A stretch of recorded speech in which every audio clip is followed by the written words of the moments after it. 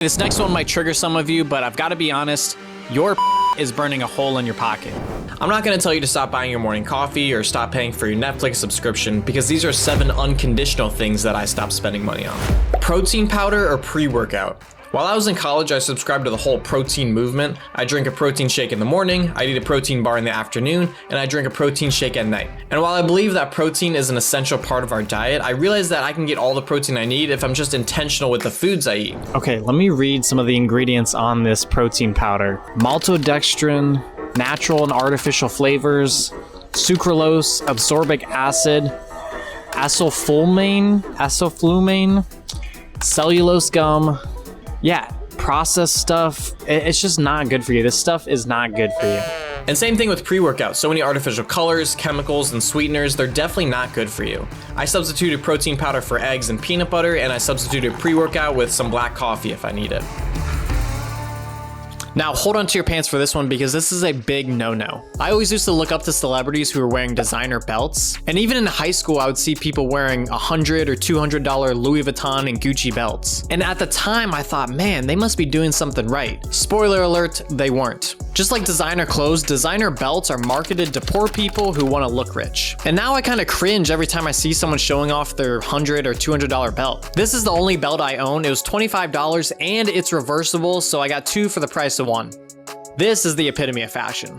Now this next one, I have to credit my fiance for putting me onto this. We travel pretty frequently and traveling does get expensive, so we try to use credit card rewards to save money, but we also like to pack a ton of snacks when we travel. We'll usually shop a day or 2 before our flight to get all the best snacks. We like to pick up Larabar for $1, meanwhile they're charging $4 for a single Larabar at the airport. Airport food is usually marked up 100% or more, and it's usually not even that good of food anyway. So bringing snacks that we love for half the price is a no-brainer. Some other great airport snacks include nuts, trail mix, beef jerky, apples, cookies, crackers. Unfortunately, no peanut butter because it's considered a liquid. And we also always bring a refillable water bottle because we're not trying to pay for expensive bottled water at the airport. Now this one I recently changed my mind on. I used to always advocate for being billed annually instead of monthly for your subscriptions. After all, it saves you about 20%. I mean, why would you not want to save free money? Well, I would always buy those things for a year and then just kind of forget about it. I would use these subscriptions for a month or 2 and then just kind of fall off. So whether it's QuickBooks, Squarespace, or editing software, I always pay monthly now. And it may be more expensive in the short term, but it gives me more flexibility if I want to switch services or cancel in the future. Plus, I see it more often on my monthly statements. If I see a subscription every single month and I'm not using it, I'm more likely to cancel it. But if I'm only reminded of a renewal once per year, it's going to be more sticky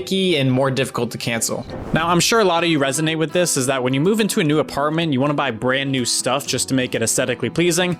I'm the same way. I already had blue couches and a gray ottoman, and I just needed a nice rug to pull it all together. Well, I found this rug, which was beautiful, but the only problem was that it was $200. I knew I could find a cheaper rug for like $40 or $50, but I wanted everything to look perfect, and so I pulled the trigger on the $200 rug. But that wasn't even the worst part. The worst part was that I spent the next 2 months carefully tiptoeing over this rug because I was too afraid to get it dirty or spill something on it. I was terrorizing myself over this expensive rug when I could have just gotten a cheap one and also had more peace of mind. Okay, this next one might trigger some of you, but I've got to be honest, your pet is burning a hole in your pocket. Owning a dog can cost between $2,000 and $6,000 per year, and that doesn't even include vet bills or boarding for your dog, which can be another couple thousand per year. Owning a dog takes a lot of time, energy, and money. But let me make this clear, I'm not a dog hater. In fact, my fiance and I love dogs so much that we actually turn them from a liability into an asset. Here's what I mean. My fiance and I started watching dogs on an app called Rover. This means we get to hang out with other people's dogs, but also get paid for it. That way we can still get in our dog time without being tied down or paying thousands of dollars per year towards a dog. I have a video on how much you can make dog sitting right here, but seriously, if you're young and you're trying to save money, I would hold off on the dog. Now, the last thing I've stopped spending money on is sunglasses. Expensive sunglasses, at least. See, when I was in high school, I bought a pair of really expensive Oakley sunglasses. They were about $200. Well, I took them to the beach one day, and while I was in the ocean, a big wave came crashing over me and ripped the sunglasses off my face. And if you didn't know, sunglasses don't float. They immediately sunk to the bottom of the ocean. I scrambled and looked for a solid hour, but they were buried by the waves. After that experience, I vowed to never buy expensive sunglasses again. I mean, come on, these things are disposable. They get lost, they get scratched, they get broken, they get stolen, they get buried by the ocean. Learn from my mistakes and stop spending money on expensive sunglasses. And you know what? I hear a lot lot of people say don't buy expensive items if you're not going to take care of them, or just stop being stupid with expensive items, but I think that's the whole reason why I stopped buying these things in the first place. Expensive items take up expensive real estate in your head. How can I enjoy the beach if I'm too worried about losing my sunglasses? How can I enjoy my evenings if I'm too worried about stepping on a rug? How can someone enjoy a road trip if they're too worried about getting their car dirty? At the end of the day, I want you to be very intentional with the money that you spend. You work extremely hard for your money, and if the things that you're buying aren't serving you or aren't providing you value, then just save your money for another day. I hope you enjoyed this video. I hope you learned something from this, and take care.